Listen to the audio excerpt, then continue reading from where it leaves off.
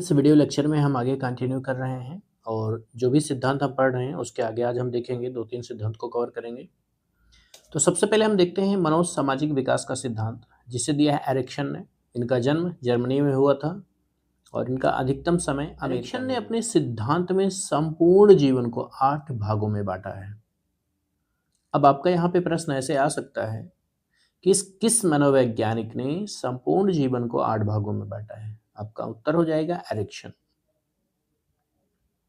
ऐसे भी उत्तर आ सकता है कि एरिक्सन अपने सिद्धांत में संपूर्ण जीवन को कितने भागों में बांटा है, तो उत्तर हो जाएगा आपका 8। अब चलिए एक एक करके देखते हैं, जो महत्वपूर्ण है उन्हीं को हम देखेंगे। सबसे पहला है विश्वास बनाम अविश्वास। इसकी जो उम्र होती है 0 से 1 वर्ष होती है। इसमें शिशु सकारात्मक व्यवहार प्राप्त करने पर जीवन के प्रति विश्वास करने लगता है, जबकि नकारात्मकता मिलने पर अविश्वास की भावना उसमें पैदा हो जाती है। स्वायत्तता बनाम शर्म। 1 से 3 वर्ष से बालक स्वतंत्र होकर कोई भी कार्य व्यवहार बिना झिझक के करता है। असफलता मिलने पर उसमें शर्मिंदगी का भाव पैदा होता है। जैसे देखते हैं, कोई भी बच्चा है, कोई भी काम करे XYZ, उसे सफलता मिलती है, उसे आप प्रोत्साहन देते हैं तो वो खुश होता है और उसको और आगे करने की कोशिश करता है या करता है। सपोज दैट कोई काम वो करना चाहता है स्वतंत्र होकर और उसमें वो फेल हो गया, तो उसे शर्मिंदगी का भाव पैदा होता है और फिर वो उस काम को करने से पहल बनाम अपराध बोध। ये 3 से 6 वर्ष है। इस अवस्था में बालक नई नई चीजों पर प्रयोग करता है। असफल होने पर उसमें अपराध बोध की भावना आने की संभावना बनी रहती है। अर्थात बालक जब भी कोई नया काम करता है या नई नई चीजें प्रयोग करने में उसे अच्छा लगता है और वो करने की कोशिश करता है, सपोज दैट वो असफल होता है, तो फिर उसमें अपराध बोध की भावना आने की संभावना। परिश्रम बनाम हीन भावना। 6 से 12 वर्ष, ये सबसे इंपॉर्टेंट अवस्थाएं अब चालू होने वाली हैं, जो हमारे बाल मनोविज्ञान और यूपीटीटी सीटेट इनके नजरिए से यहीं से प्रश्न आपके पूछे जाते हैं। इस अवस्था में बालक अधिगम के लिए परिश्रम करता है, मेहनत करता है सीखने के लिए। अपेक्षित परिणाम न मिलने पर उसमें हीन भावना आ जाती है। जैसे सपोज दैट आप देखते हैं कि बच्चों को पढ़ाइए आप, वो कोशिश करता है और अगर उसे रिजल्ट जैसा उसने एक्सपेक्ट किया नहीं मिलता, तो उसमें क्या होता है, हीन भावना आ जाती है और फिर उसका मन पढ़ाई से भागने लगता है या कुछ भी है जो भी वो सीख रहा है उनसे भागने लगता है। और उसे एप्रिसिएशन मिलता है, वो अपने काम में आगे बढ़ता है, उसे लगता है कि मैं सफल हो रहा हूँ। तो पांचवा पॉइंट है पहचान बनाम भ्रांति। 12 से 18 वर्ष, ये एज जो टाइमिंग है 12 से 18, ये सबसे ज़्यादा महत्वपूर्ण है। इस अवस्था में बालक अपने कार्यों द्वारा अपनी पहचान बनाना चाहता है, जिसमें उसे बहुत सारी भ्रांतियां भी होती हैं। आपने देखा होगा अक्सर इस अवस्था में जब बालक पहुंच जाते हैं, तो उनसे आप कभी प्रश्न करके देखिए, उनके जवाब बड़े मतलब अजीब होते हैं, कन्फ्यूज़न होता है कि क्या करें क्या ना करें। और वो सबसे ज़्यादा अपने कार्यों द्वारा अपनी पहचान बनाना चाहते हैं। आपने देखा इस अवस्था में मोस्टली बच्चे किसी को देखते हैं गाना गाते हुए तो उन्हें लगता है नहीं तो मैं तो सिंगर ही बनूंगा। किसी को देखते हैं, किसी भी जॉब प्रोफेशन ले लीजिए, क्रिकेट ले लीजिए, तो मतलब जो भी होता है जिसमें पहचान लंबी होती है, एक ब्रांड की तरह होते हैं, तो उसको बच्चे ज़्यादा करने की कोशिश करते हैं, अपनी पहचान बनाना का चाहते हैं ओवरऑल। अगला है आत्मनिर्भरता बनाम अलगाव। 18 से 30 वर्ष। देखिए इसके बाद आगे जो 2 हैं, मैंने बताया ना कि एरिक्सन ने अपने सिद्धांत में संपूर्ण जीवन को 8 भागों में बांटा। तो यहाँ पर जो आपके प्रश्न आते हैं, शुरू के 6 ही इंपॉर्टेंट है, इसीलिए यहाँ तक मैंने रखा है। इस अवस्था में व्यक्ति घनिष्ठ तथा व्यक्तिगत मित्रता द्वारा आत्मीयता को अपनाता है। असफल होने पर अकेलेपन का शिकार हो जाता है। कोई भी व्यक्ति है, आप देखते हैं पहले तो मित्रता के लिए सब कुछ करने को तैयार होते हैं, लेकिन जब चीटिंग होती है, धोखा मिलता है, तो असफल हो जाते हैं, तो फिर वो क्या होता है, अकेलेपन के शिकार हो जाते हैं, वो किसी से मतलब नहीं रखना चाहते। तो अब हम आगे देखते हैं, अगला है मनोलैंगिक विकास का सिद्धांत, जिसे दिया है सिगमंड फ्रायड ने। ये ऑस्ट्रेलिया। फ्रायड ने लैंगिक क्रियाओं को 5 भागों में बांटा है। पहला है मौखिक अवस्था या मुखावस्था। देखिए अब यहाँ पे प्रश्न आपके ऐसे ही बनते हैं कि सिगमंड फ्रायड की पहली अवस्था का क्या नाम है, सॉरी, मुखावस्था। 0 से 1 वर्ष से इस अवस्था में बालक करता है, जैसे अंगूठा चूसना या दांत से नाखून काटना। ये पहली अवस्था के लक्षण है बच्चे में। दूसरी अवस्था है गुदावस्था, 2 से 3 वर्ष, मल मूत्र त्यागना। तीसरी अवस्था है लैंगिक अवस्था, 4 से 5 वर्ष, बच्चा लैंगिक क्रियाएं ज्ञानेंद्रियों द्वारा करता है। चौथी अवस्था है सुषुप्तावस्था या बाल्यावस्था, ये 6 से 12 वर्ष होती है। इस अवस्था में लैंगिक इच्छाएं सुसुप्त होती हैं, जबकि अलैंगिक क्रियाएं जैसे चित्रकारी, संगीत, खेलकूद, पढ़ाई लिखाई आदि सक्रिय होती हैं। ये अवस्था में क्रिएटिविटी बच्चों में ज़्यादा रहती है, 6 से 12 वर्ष वाली। ये सबसे अच्छी अवस्था मानी जाती है सीखने के लिए। अगला है जननिक अवस्था, 12 से 20 वर्ष।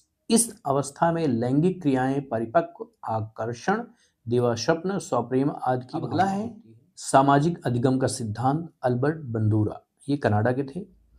इस सिद्धांत को प्रेक्षणात्मक संप्रत्यय या संकल्पना का सिद्धांत भी कहा जाता है। देखिए यहाँ पर ये पॉइंट्स भी आपको याद होने ही चाहिए कि सामाजिक अधिगम का सिद्धांत को और क्या बोला गया है, ठीक है। तो प्रेक्षणात्मक संप्रत्यय या संकल्पना का सिद्धांत भी कहा जाता है। सपोज दैट ऐसे प्रश्न आ गया तो आपको कंफ्यूजन ना हो। अब देखिए यहाँ पर इस सिद्धांत में बंदूरा ने बोबो डॉल पे प्रयोग किया था। एक फिल्म दिखाई थी, लघु फिल्म, तो उसमें इनाम, दंड, उदासीनता, इन तीनों की बात हुई है। इसको हम आगे देखेंगे, 2 उदाहरण से देखेंगे। अब देखिए सबसे पहले यहाँ पे इस सिद्धांत में बंदूरा ने अंतः क्रियाएं की थी। वो अंतः क्रियाएं क्या थी? बंदूरा के अनुसार बच्चों का अधिगम सामाजिक अंतः क्रियाओं पर निर्भर है। अब देखिए एक बहुत ही अच्छा पॉइंट आपका बन रहा है एग्जाम के नजरिए से। प्रश्न आ सकता है कि निम्नलिखित में से किस मनोवैज्ञानिक के अनुसार बच्चों का अधिगम सामाजिक अंतः क्रियाओं पर निर्भर होता है? आपका हो जाएगा अल्बर्ट बंदूरा। सामाजिक अधिगम का सिद्धांत अल्बर्ट बंदूरा दिया। व्यक्ति दूसरों को देखकर सीखता है, इसी को प्रेक्षण अधिगम कहा गया है। कीप इन योर माइंड, ये पॉइंट आपका इंपॉर्टेंट है, ये वाला, ठीक, कि व्यक्ति दूसरों को देखकर सीखता है। ये कैसा अधिगम है? तो प्रेक्षण अधिगम है। किसने दिया? अल्बर्ट बंदूरा ने दिया। अब देखिए यहाँ पर एक फिल्म दिखाई गई है, इसको थोड़ा सा हम देखते हैं, फिर आगे एक उदाहरण और इस पर हम आपको बताएंगे, जिससे आपको आपका कॉन्सेप्ट क्लियर हो जाएगा। पहले हम देखिए बच्चों को 3 कैटेगरी में, एक व्यक्ति को 3 कैटेगरी में डिवाइड किया गया और उसे 3 फिल्में दिखाई गई, ठीक है, और उसमें उसका जो रिजल्ट हुआ वो 3 अलग अलग तरीके से हुआ। पहली फिल्म इनाम दिया गया, जैसे एक व्यक्ति है उसने तोड़फोड़ की, ठीक, और उसको फिल्म के अंत में क्या दिया गया? इनाम दिया गया, प्राइज दिया गया। तो परिणाम क्या हुआ? दर्शक भी ऐसा व्यवहार करने की संभावना बढ़ जाती है, ठीक, जैसे जिस व्यवहार में आपको अप्रिसिएशन मिलेगा उसी को आप करना चाहेंगे। दूसरी फिल्म दंड दिया गया, उस फिल्म के अंत में जो उसका एक्टर था कह लीजिए, उसको क्या मिला? पनिशमेंट मिला, दंड मिला। तो परिणाम क्या होगा इसका? दर्शक ऐसा व्यवहार करने से बचने की संभावना बढ़ जाती है, दर्शक ऐसा व्यवहार नहीं करेंगे। और तीसरी फिल्म के अंत में ना दंड ना इनाम, इसे हम उदासीन कहते हैं, ठीक है। तो इसमें क्या होगा? दर्शक के व्यवहार पर कोई विशेष प्रभाव नहीं पड़ेगा। अब आगे हम चलते हैं। अब देखिए यहां पर बोबो डॉल वाला अब हम एग्जाम्पल देखते हैं। अब देखिए यहाँ पर एक दूसरा मैंने उदाहरण रखा है बोबो डॉल के साथ, जो कि बोबो डॉल पे ही इन्होंने प्रयोग किया था। लघु फिल्म बोबो डॉल 3 बच्चों को 3 अलग अलग व्यक्तियों को बोबो डॉल पर आक्रामक व्यवहार करते हुए दिखाया गया है। देखिए पहला उदाहरण देखते हैं, बहुत अच्छा सिंपल है, जिससे आपका कॉन्सेप्ट बिल्कुल क्लियर हो जाएगा। पहले एग्जाम्पल को देखते हैं यहाँ पे। ये वाला लड़के ने फिल्म में व्यक्ति को इनाम पाते हुए देखा। फिल्म का दृश्य क्या था? व्यक्ति बोबो डॉल को मारता है, लात मारता है और उसे इनाम मिलता है, यानी उसे प्रशंसा या इनाम मिलता है। अब देखिए यहाँ पे एक फिल्म है, व्यक्ति उस बोबो डॉल के साथ छेड़छाड़ कर रहा है, यानी मार पीट रहा है, और उसे फिल्म के अंत में क्या दिया गया? प्राइज दिया गया। अब लड़के का व्यवहार क्या होगा? यानी जो बच्चे फिल्म देखेंगे उसका रिएक्शन क्या होगा? तो लड़के का व्यवहार क्या होगा? लड़का भी वैसे मारपीट करेगा। देखिए अंत में लड़के ने भी बोबो डॉल को लौट मारी और उसे इनाम या प्रशंसा मिला। अब दूसरा उदाहरण है, दूसरी लड़की ने फिल्म में व्यक्ति को दंड पाते हुए देखा। फिल्म का दृश्य क्या था? व्यक्ति बोबो डॉल को मारता है लेकिन उसे दंड मिलता है। देखिए प्रोसेस सब में सेम हो रहा है, एक्शन जो है वो सेम है सब में, सिर्फ उसके क्या है? रिजल्ट अलग अलग किए गए हैं। ये एक प्रयोग है जिसे बंदूरा ने किया था, ठीक। आगे देखते हैं। तो यहाँ पे क्या होगा? लड़की का व्यवहार क्या होगा? देखिए पहले अंत में दूसरी लड़की ने बोबो डॉल को नहीं मारा। क्यों नहीं मारा? क्योंकि उसे डर था कि उसे दंड मिलेगा। अब तीसरा उदाहरण देखते हैं। तीसरी लड़की ने फिल्म में ना इनाम ना दंड देखा। फिल्म का दृश्य वही था, व्यक्ति बोबो डॉल को मारता है, ना उसे इनाम मिलता है ना दंड मिलता है।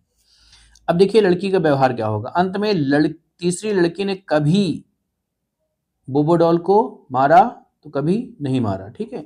तो सिंपल सा था, चूंकि ये उदासीन था, इसमें उसे ना इनाम मिला ना कुछ मिला। अब नोट देखिए यहाँ पे नीचे लिखा है, जब बच्चों को उसी परिस्थिति में रखा गया तो बच्चों ने इनाम पाने वाले व्यक्ति का अनुकरण किया था। ये बहुत ही एक बढ़िया सीख है और इससे आपका कॉन्सेप्ट क्लियर हो जाएगा। अब देखिए यहाँ पर समाज में मिलने वाली प्रतिक्रियाएं अधिगम को प्रभावित करती हैं। बहुत ही इंपॉर्टेंट पॉइंट है ये, ठीक है, कि समाज में मिलने वाली प्रतिक्रियाएं करती हैं, अधिगम को प्रभावित करती हैं, सीखने को। अब देखिए यहाँ पर आगे है पॉइंट, बंदूरा ने इस सिद्धांत को स्पष्ट करने के लिए बच्चों को 3 समूहों में बांटकर एक लघु फिल्म दिखाई थी। फिल्म में बोबो डॉल के साथ एक व्यक्ति तोड़फोड़ करता दिखाया गया है फिल्म के अंत में, और एक फिल्म के अंत में क्या करता है, इनाम दिया जाता है व्यक्ति को, जैसा कि दूसरी फिल्म के अंत में व्यक्ति को दंड दिया जाता है, पनिशमेंट मिलती है। तीसरी फिल्म के अंत में ना दंड दिया जाता है ना इनाम दिया जाता है। अब देखिए जब बच्चों को उसी परिवेश में रखा गया तो बच्चे क्या करेंगे, इनाम पाने वाले को फॉलो करेंगे, अनुसरण करेंगे। अब देखिए इससे संबंधित कैसे प्रश्न पूछे गए हैं आपके यूपीटीजी एग्जाम में।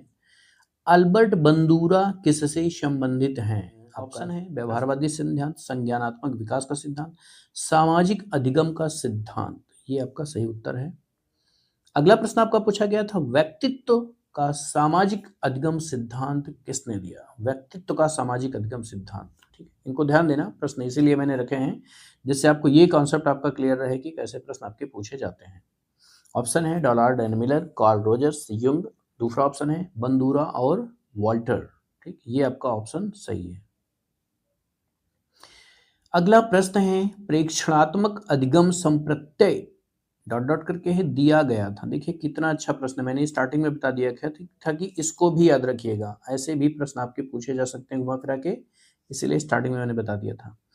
तो सीधी सी बात है, इसका उत्तर क्या है आपका? अब देखिए यहाँ से हम आगे कवर करेंगे बाल विकास की अवस्थाएं, शिशुअवस्था, बाल्यावस्था और किशोरावस्था। इन सबको हम कवर करेंगे और अच्छे से पढ़ेंगे जिससे आपको आपके एग्जाम में अच्छे मार्क्स से स्कोर करने में मदद मिले।